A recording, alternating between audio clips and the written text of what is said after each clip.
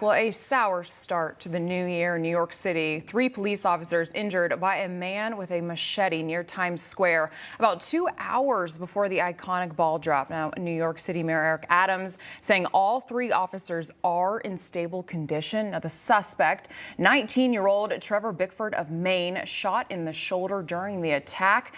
NYPD is now investigating his social media to see whether the ambush was terror motivated.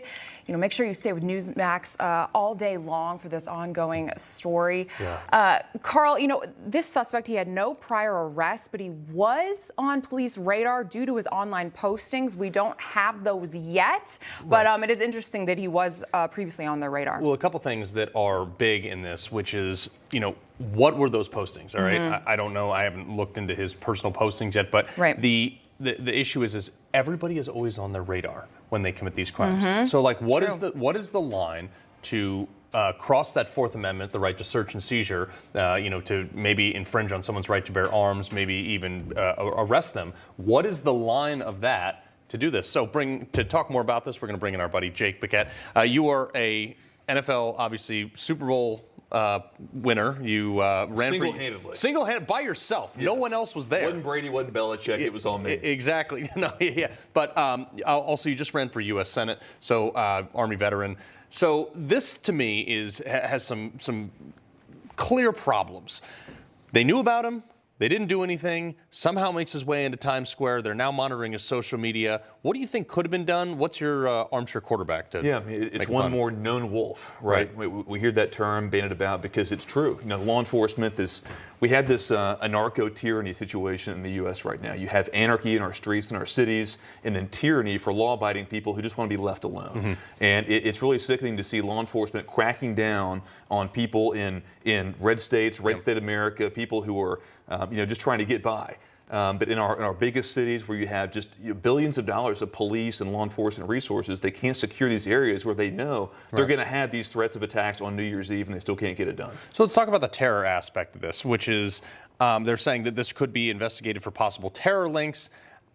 I haven't seen enough evidence to say one way or the other, but whether it was terror or not, does it matter at this point? No, I don't think so, because right now you're seeing, especially in these blue states and blue cities, the ability of individual citizens to defend themselves has been withered away. Correct. And so if you're someone who wants to go to these massive gatherings that everyone knows are going to be gun-free zones, then you're a target. Those are soft target areas, and you've got to think twice if you want to go down there unarmed and able to defend yourself. Yeah, this used to be a fun place to go and enjoy. There's a live look at Times Square right now. But I want to get over to something that's near and dear to both of us. The U.S. Army came 15,000 short of meeting its recruiting goals. I mean, they're the worst year on records when switching over to this volunteer force. What do you make of this? Well, I mean, who can be surprised, right? I think a largely disproportional number of the members of our military, especially combat arms, like the SEALs, like the Rangers, the people who are on the cutting edge, who do most of the fighting and living and dying in America's military, they come from these, MAGA areas, as Joe Biden would say. These are MAGA Americans to a very high statistic proportion. Yeah. And so when the country, when the nation, and even the military starts to vilify these people, can we be really surprised when they, stop wanting to join? It's an all-volunteer force. We got rid of the draft after Vietnam. Yeah. So if we want to have an all-volunteer military, we've got to start actually, catering to the values of people who actually want to go sign up and do those dangerous things. And so by vilifying them and calling them, MAGA Americans and people who are apparently, not living by the values of small d democracy and those things that the left says, you're going to have recruiting problems. Yeah, I can't blame you. All right, some branches, though, they're lowering their physical fitness standards in order to help with this problem.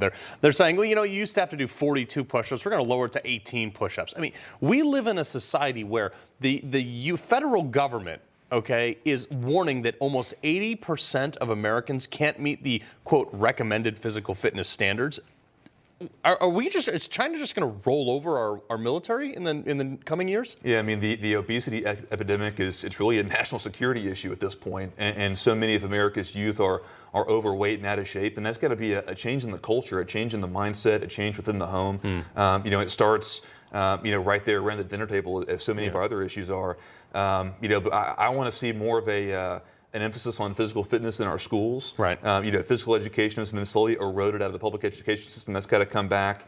But if you say anything about it now, what do they call it? Fat it's a shaming. white supremacist thing. Oh yeah, it's fat shaming. It's white supremacy. I can't say like, hey, you know what? Like, if I say to a parent like, hey, maybe your son is a little bit overweight, we should get him into a remedial fitness program. If like as a teacher, if you say that, you're in trouble. I mean, you are in it.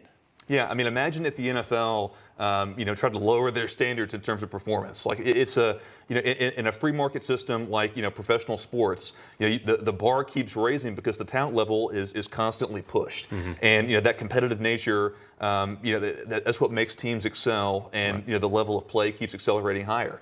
But in the military, in our schools, really any, even corporate America these days, where the government gets involved, you see this kind of artificial suppression of individual talent, the individual drive to succeed, and it should come as no surprise to see the overall performance of our military and those recruiting levels come down. So here's the question of the ages. Would you rather have a more prepared fighting force with less numbers or a bigger fighting force with lower standards? The former, absolutely. I'll take a handful of I guess sheep led by lions than a gaggle of lions led by sheep, if that makes any sense. Yeah. We have a leadership problem in our military. I want a firm core of strong, tough, dynamic leaders, and the fluff, I guess, is really wasted space anyway in a lot of cases. I'll take the cutting edge, the hardcore, the special ops types. Let's focus on those people because the rest of the military, there's not a great talent pool to draw from. I completely agree. Appreciate you coming in studio, Jake Bequette. Always a pleasure.